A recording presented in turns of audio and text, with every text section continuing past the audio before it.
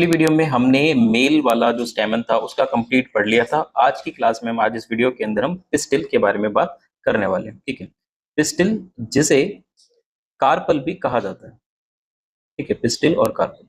जैसे स्टेमन male reproductive unit थी, ये फीमेल रिप्रोडक्टिव यूनिट होती है। Female reproductive unit of flower. तो किसी भी फ्लावर की जो फीमेल रिप्रोडक्टिव यूनिट है वो कहलाती है पिस्टिल। अब ये जो पिस्टिल है, या फिर हम इसे कार्पल भी कह सकते हैं, ये प्लांट के अंदर एक या एक से ज्यादा भी हो सकती है। अगर ये सिंबल एक ही है, ठीक है, तो एक के लिए जो हम नाम यूज करेंगे वो नाम है मोनो कार्पलरी या फिर यूनिपिस्टिलेट।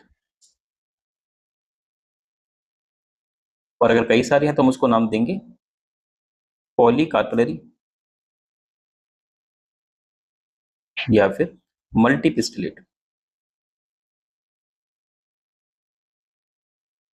मल्टीपिस्टिलेट।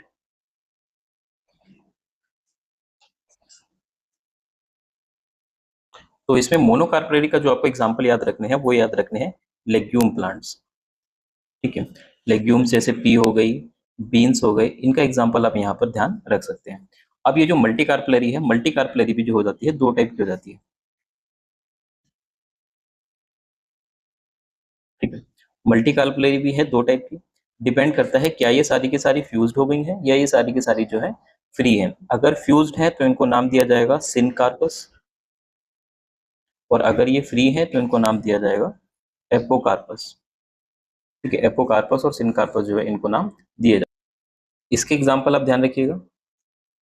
इसका एग्जाम्पल है पेपावर, ओपियम पोपी। ये भी आप चैप्टर में पढ़ेंगे हेल्थ एंड डिजीज में कि इससे कौन कौन से ड्रग्स जो है निकाले जाते हैं।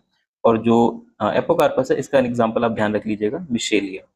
ठीक है, तो ये पिस्टल के एग्जाम हो गए कि भाई इसका एक जर्नल डिस्क्रिप्शन जो हम कह सकते हैं यहाँ पर ये हो गया। ठीक है, इसके बाद हम इसको ड्रॉ करते हैं कि भाई पिस्टल जो है वो कैसी दिखाई पड़ती होगी। तो पिस्टल का अगर हम एक सेक्शनल या फिर कैसे सिंपल सा डायग्राम अगर हम देखें तो पिस्टल कुछ इस तरीके की होती है। ये नीचे से थोड़ा स्वॉलन बेस होता है और ये ऊपर वाले पार्ट। तो ये जो पार्ट है पिस्टल का, इस वाले पार्ट को कहा जाता है स्टिग्मा। ये वाला जो पार्ट है ये कहलाता है स्टाइल, और ये वाला जो पार्ट है ये कहलाता है ओवरी। इसी ओवरी के अंदर ही डेवलप हो रखे होते हैं कई सारे, मतलब मे भी कई सारे या फिर सिंगल भी हो सकता है, वो मैटर नहीं करता। ठीक है, यहाँ पर ये डेवलप हो रखा होता है ओव्यूल। ठीक है, अब कौन सी चीज किसके अंदर कन्वर्ट होती है या किसका क्या काम है उसके बारे में बात करते हैं। स्टिग्मा जो है ये एज ए लैंडिंग प्लेटफॉर्म की तरह बिहेव करती है। Landing platform of pollen grains, मतलब पोलन ग्रेन्स जो है वो यहीं आकर क्या करते हैं, लैंड करते हैं। हवा से या किसी इंसेक्ट के जरिए कहीं से भी वो उड़कर आएंगे इस पर ही। स्टाइल का काफी हद तक काम होता है पोलन ट्यूब बनाने में, हेल्प इन पोलन ट्यूब, मतलब पोलन ट्यूब की जो ग्रोथ हो पा रही है, जो अंदर तक ये जा पा रही है, उसके लिए काफी हद तक ये रिस्पॉन्सिबल होते हैं। ओवरी आगे चल के मिच्योर होती है फ्रूट के अंदर, ओवरी मिच्योर इनटू फ्रूट, और ये जो ओव्यूल हैं ये आगे चल के कन्वर्ट होते हैं सीड के अंदर। ठीक है, तो ये इनका एक वो आप कह सकते हो कि कौन किस में कन्वर्ट होगा या किसका क्या फंक्शन होगा। इसमें अब हम बात करने वाले हैं ओव्यूल की। ठीक है, तो हम आज बात करेंगे अब ओव्यूल की। ओव्यूल, ठीक है, ओव्यूल जो है इसको आप मेगास्पोरेंजियम भी कह सकते हो, मेगास्पोरेंजियम। ठीक है, और ये रिप्रेजेंट करता है फीमेल गैमीटोफाइट को, इट रिप्रेजेंट्स फीमेल गैमीटोफाइट। ठीक है, तो ये यूजुअली कई तरीके के हो सकते हैं, कई तरीके का इनका क्लासिफिकेशन, पर हमको कोई क्लासिफिकेशन खास इसका पढ़ना नहीं है। हम सीधा आ जाते हैं इसके डायग्राम पे। एक्चुअली ऐसा है बट हम क्या करते हैं इसको थोड़ा सा सीधा करके बनाएंगे। बैकग्राउंड नॉइज की तरफ ध्यान ना दीजिए, सिर्फ पढ़ने पर ध्यान दीजिए। तो ओव्यूल जो है वो कुछ इस तरीके का होता है। टैब के ऊपर पेन चलाने में थोड़ा मुश्किल होता है क्योंकि थोड़ा एक्सपीरियंस कम है टैब के इस्तेमाल करने पर। बाकी नोटबुक वगैरह के ऊपर काफ़ी बढ़िया और सुंदर हैंड राइटिंग रहता है मेरा। चलिए जैसा भी बन गया एटलीस्ट डायग्राम तो बना, थोड़ा हाथ टेढ़ा पड़ रहा है। चलिए कोई नहीं, अब हम इसके पार्ट्स के नाम लिखते हैं। देखो ये जो डंडी है जिससे अटैच्ड है, इस डंडी को कहा जाता है फ्यूनिकल। अब ये वाला जो पूरा पोर्शन है, ये पोर्शन कहलाता है हाइलम। हाइलम जो है ये रिप्रेजेंट करता है junction between funicle and ovule. तो ओव्यूल के और फ्यूनिकल के बीच का जो जंक्शन है वो रिप्रेजेंट करता है ये हाइलम। ठीक है, अब ये जो बाहर से स्ट्रक्चर है सबसे बाहर वाले, इसको कहा जाता है आउटर इंटेग्यूमेंट। आउटर इंटेग्यूमेंट, ये जो स्ट्रक्चर है ये कहलाती है इनर इंटेग्यूमेंट। ठीक है, आउटर इंटेगमेंट, इनर इंटेगमेंट। ये जो पूरा गैप जो आपको दिखाई पड़ रहा है ये गैप कहलाता है माइक्रोपाइल, और इस एंड को माइक्रोपाइल एंड कह देते हैं। और ये वाला जो एंड है इसके जस्ट अपोजिट हम इसको चेलाजल एंड नाम दे सकते हैं। तो इसको नाम दिया जाता है चेलाजल एंड। अब ये वाला जो पार्ट है इसको कहा जाता है न्यूसेलस। ठीक, और न्यूसेलस के अंदर जो है ये है एम्ब्रायोसेक। एम्ब्रायोसेक, ठीक है, तो ये इसके सारे पार्ट्स हो गए। अब हम इनके पार्ट्स का फेट जानेंगे कि किसका क्या काम है। ठीक है, या फिर कौन किस में आगे चल के कन्वर्ट होने वाला है। तो हम लिखेंगे इसमें fate of parts of ovule. Ovule के जो पार्ट्स हैं उनका क्या फेट होगा, क्या अंत होगा। ठीक है, तो सबसे पहले हम बात करते हैं इन इंटेग्यूमेंट्स की, कि ये जो इंटेग्यूमेंट्स हैं इनके साथ क्या होगा। देखिए, जो इंटेग्यूमेंट है ये आने वाले समय में कन्वर्ट होंगे सीड कोड के अंदर। इंटेग्यूमेंट कन्वर्ट होने वाले हैं सीड कोड के अंदर। तो आउटर इंटेग्यूमेंट जो होगा वो कन्वर्ट होगा आउटर सीड कोड में, आउटर सीड कोड। और जो इनर वाला होगा वो कन्वर्ट होगा इनर सीड कोड के अंदर। अब ये जो आउटर सीड कोड है,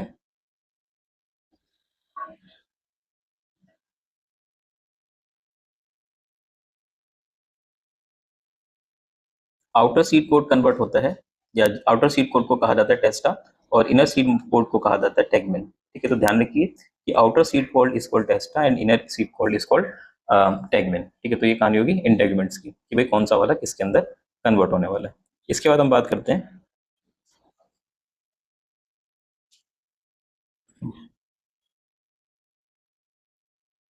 न्यूसेलस की। देखो यहाँ पर जो न्यूसेलस है अभी इसका जो काम है वो करीब करीब फूड को रिजर्व करने का है। तो हम इसके आगे लिख दें कि इसका काम है रिजर्व फूड करने का। और आने वाले समय में जिस चीज के अंदर कन्वर्ट होती है उसको नाम दिया जाता है पेरिस्पर्म का। ये काफी इंपॉर्टेंट है टर्म, और इसका डिफरेंस करके पूछा जाता है विद एंडोस्पर्म। ठीक है, तो यहाँ पर ये काम कर रही है फूड को रिजर्व करके रखने का या फिर स्टोर करके रखने का। तो इंटेगुमेंट हो गए। माइक्रोपाइल का बता देता हूँ कि यहाँ पे माइक्रोपाइल क्या रोल प्ले कर रहा होगा। माइक्रोपाइल आने वाले समय में भी माइक्रोपाइल ही रहता है, माइक्रोपाइल। ठीक है, ये बस एक ओपनिंग रह जाती है। माइक्रोपाइल रिमेन्स एक ओपनिंग, और ये ओपनिंग होती है एयर के लिए, मॉइस्चर के लिए। और आने वाले सब समय में, मतलब अभी इस समय जो उसका काम होगा, यहाँ से पोलन ट्यूब की जो है एंट्री हो रही होती है। पोलन ट्यूब एंट्री, तो पोलन ट्यूब की जो एंट्री है इसके अंदर वो माइक्रोपाइल एंड से हो रही होती है। और ऐसा नहीं कि माइक्रोपाइल से ही होगी, होने को वो कहीं से भी हो सकती है, बट यूजुअली वो माइक्रोपाइल से ही होने वाली है। ठीक है, चलाजल एंड से भी हो सकते हैं, ऐसा कुछ नहीं है। इसके बाद एम्ब्रियोसेक।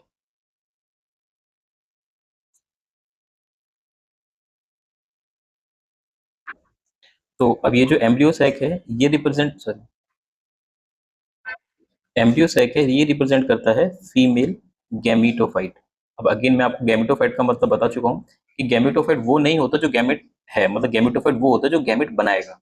तो ये आने वाले समय में गैमेट के अंदर, मतलब गैमेट फॉर्म कर रहे होते हैं। अब देखिए यहाँ पर आपको एक बहुत इंटरेस्टिंग और इंपॉर्टेंट बात बताता हूँ जो एनसीईआरटी की समरी के अंदर लिखी हुई है, डायरेक्ट जो थ्योरी है उसके अंदर नहीं लिखी हुई है। ठीक है, तो वो बात क्या है वो बताता हूँ। देखो, ये जो न्यूक्लियस है ना, इसको सेंट्रल टिश्यू कहा जाता है। न्यूसेलस को ही क्या नाम दिया जाता है, सेंट्रल टिश्यू नाम दिया जाता है। इस सेंट्रल टिश्यू के अंदर एक सेल होती है जिसको नाम दिया जाता है आर्कीस्पोरियम। आर्कीस्पोरियम, और ये आर्कीस्पोरियम जो है ये ही डिफरेंशिएट होकर फाइनली क्या बना देती है, differentiates and forms embryo sac. Differentiate and form embryo sac. तो एम्ब्रियोसेक जो बना है वो एक्चुअली एज सच प्रेजेंट नहीं होता है। एम्ब्रियोसेक बना होता है इस आर्कीस्पोरियम सेल से, जो कि हाइपोडर्मल सेल होती है, जो कहाँ पाई जाती है, न्यूसेलस के अंदर। अब ये वाली जो बात है ये एनसीईआरटी की थ्योरी के अंदर नहीं लिखी, ये एनसीईआरटी की समरी के अंदर लिखी हुई है। ठीक है, तो चलिए अब हम यहाँ जानते हैं कि यहाँ पे फीमेल जो गैमेट है वो कैसे कैसे बनेगा। ठीक है, तो यहाँ पर जो हमारी प्रोसेस है, इस प्रोसेस को अब नाम दिया जाएगा मेगास्पोरोजेनेसिस। मेगास्पोरोजेनेसिस प्रोसेस बहुत सिंपल है, हम इसको पहले डिफाइन करते हैं कि ये बेसिकली क्या होती है। Formation of megaspore from megaspore mother cell through meiosis. Megaspore mother cell through meiosis, ये एमएमसी का यहाँ पर मतलब है मेगास्पोर मदर सेल, बाकी इसको माइक्रोस्पोर मदर सेल लिखा जाएगा तो वो एंथर वाले टॉपिक में लिखा जाएगा। मोर करेक्टली उसको पोलन मदर सेल जो है यहाँ पर वहां पर नाम दिया जाता है। ठीक है, तो अब ये प्रोसेस कैसे कैसे हो रही होती है उसके बारे में हम बात करते हैं। ठीक है, तो जैसे मान लीजिए ये है सेल्स ऑफ न्यूसेलस और इनके अंदर ही कहीं एक मेगास्पोर मदर सेल यहाँ पर मौजूद है। ठीक है, ये है एक मेगास्पोर मदर सेल। तो सबसे पहले क्या होगा कि ये जो मेगास्पोर मदर सेल है इसके अंदर होगा मियोसिस 2, सॉरी सबसे पहले तो 1 होगा, तो मियोसिस 1 इसके अंदर होगा। अब मियोसिस 1 के बाद यहाँ पर ऑब्वियस सी बात है 2 सेल्स आ जाएंगे।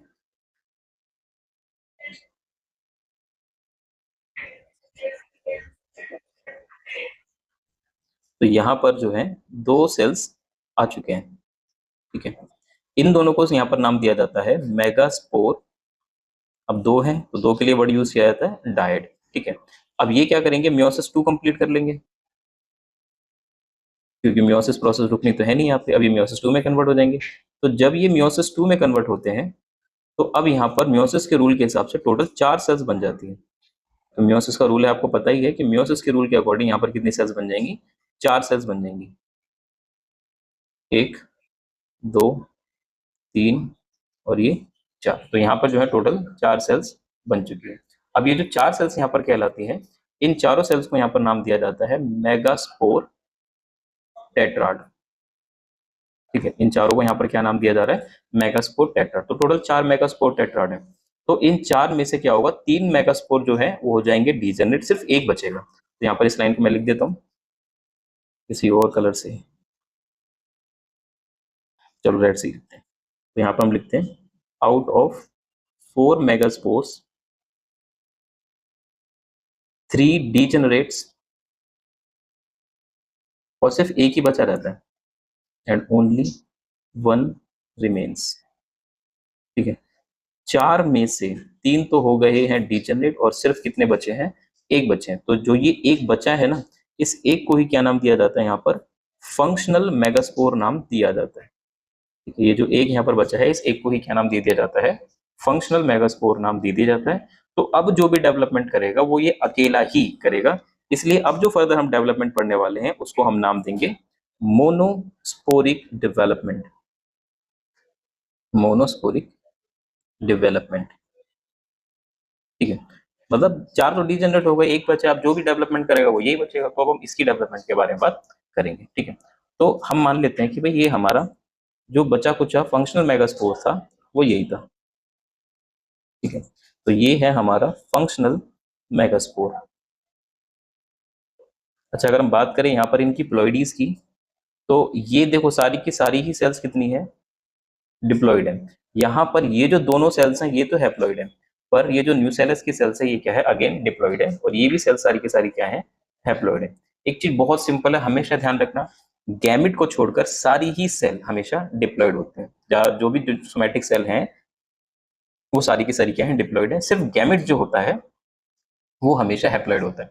इवन जो गैमेटोफाइट होते हैं वो भी डिप्लॉइड होते हैं। ठीक है, मतलब ये केस बस मैं आपको इनके एंजियोस्पर्म के लिए बता रहा हूँ, अदरवाइज तो सेल्स की प्लॉइडी जो है वो और भी हो सकती है। ये इस केस के लिए बता रहा हूँ, पर एंजियोस्पर्म में आपसे पूछा जाता है तो उसका आंसर जो, सॉरी, तो उसका जो आंसर है वो हमेशा यही होगा। ठीक है, चलिए अब हम फंक्शनल मेगास्पोर की बात करते हैं कि मोनोस्पोरिक डेवलपमेंट कैसे होगा। तो सबसे पहले क्या होगा, ये यहाँ पर करेगा फ्री न्यूक्लियर डिविजन्स। ठीक है, यहाँ पर चल स्टार्ट हो जाएगा, कहीं और लिख देता हूँ।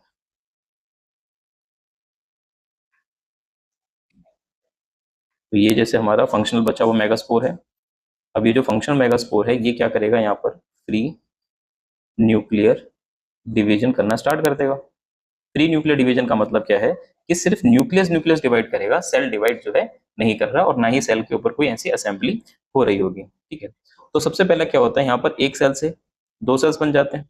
ठीक है, फिर दो सेल से चार सेल्स बन जाएंगे और फिर फाइनली तीसरी बार में ये चार सेल से आठ सेल्स बन जाएंगे।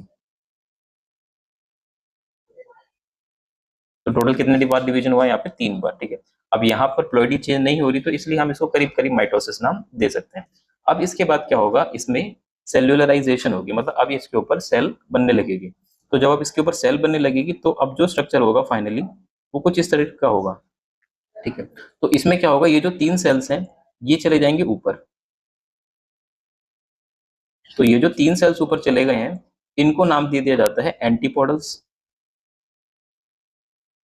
ठीक है, जो 3 सेल चले गए इनको नाम दे दिया गया है एंटीपोडल्स। अब ये जो एंटीपोडल्स हैं इनके लिए अगर हम कोई फंक्शन असाइन करें तो ये सिर्फ न्यूट्रिटिव होते हैं। ठीक है, अब इनके फंक्शंस को भी लिख दूंगा किसका काम क्या है। अभी पहले हम बाकी के डायग्राम देखते हैं। अब इन 3 में से सॉरी इन 8 में से 3 तो चले गए ऊपर। अब क्या होगा, 3 आ जाएंगे नीचे की तरफ। ठीक है, ये 3 नीचे की तरफ आ जाते हैं। इन दोनों को नाम दिया जाता है साइनर्जिड। इनके साथ एक और जुड़ा हुआ है, ये इसको नाम दिया जाता है एग सेल। ठीक है, 3 चले गए ऊपर 3 चले गए नीचे, अब बचे कितने, 2 बचे। अब कितने बचे हैं हमारे पास, सिर्फ 2 बचे हैं। तो ये जो 2 होते हैं ये एक्चुअली यहाँ पर एक और सेल का जो है यहाँ पर इस तरीके से फॉर्मेशन कर लेते हैं। ठीक, अच्छा, इनके अंदर एक और काफी इंपॉर्टेंट चीज होती है, यहाँ पर एग्जिस्ट करती है, जिनको कहा जाता है फिलीफॉर्म एपरेटस। Filiform apparatus. ठीक है, तो ये जो बीच में बन गया है इनको कहा जाता है सेंट्रल सेल या बाइपोलर न्यूक्लियस जो है इनको नाम दिया जा सकता है। अब हम क्या करते हैं, एक एक करके इनके फंक्शंस के बारे में बात करते हैं कि किसका जो है क्या काम है। तो सबसे पहले हम बात करते हैं यहाँ पर एंटीपोडल्स की, कि ये जो एंटीपोडल्स हैं इनका यहाँ पर क्या रोल है। एंटीपोडल्स की प्लॉइडी की अगर हम बात करें तो एंटीपोडल्स हैप्लॉइड होते हैं, टोटल 3 हैं, और इनका काम होता है कि भाई अपने अंदर खाना बचा के रखो, रिजर्व फूड का। तो ये रिजर्व फूड कहाँ कहाँ पर है, इसका बड़ा ध्यान रखना है कि किस किस जगह पर जो है रिजर्व फूड अवेलेबल हो सकता है। तो एंटीपोडल्स के पास रिजर्व फूड है इस पूरी प्रोसेस के लिए, और अगर आने वाले समय में पोलन ग्रेन इसके पास आएगा तो उसके लिए भी ये अपना न्यूट्रिशन बचा करके रखेगा। ठीक है, अगली हम बात करते हैं साइनर्जिड्स की। साइनर्जिड्स साइनर्जिड्स भी जो है हैप्लॉइड है, और टोटल कितनी है, ये 2 है। तो होगा क्या, इन दोनों साइनर्जिड में एक हो जाएगी डीजनरेट और वो पोलन ट्यूब को आगे तक गाइड कर देगी। तो हम इसमें लिखेंगे one of the साइनर्जिड degenerates and guide the entry of pollen tube guide the entry of sorry guide the entry of pollen tube to egg cell। ठीक है, एग सेल तक पोलन ट्यूब को मतलब ये गाइड कर देती है। अब तीसरा यहाँ पर आता है हमारा एग सेल।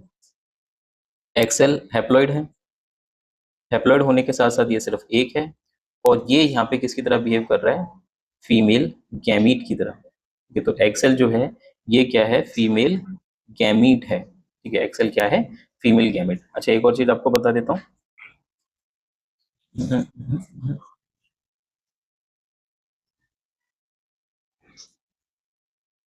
साइनर्जिड्स और एग सेल इन दोनों को मिलाकर कहा जाता है एग एपरेटस।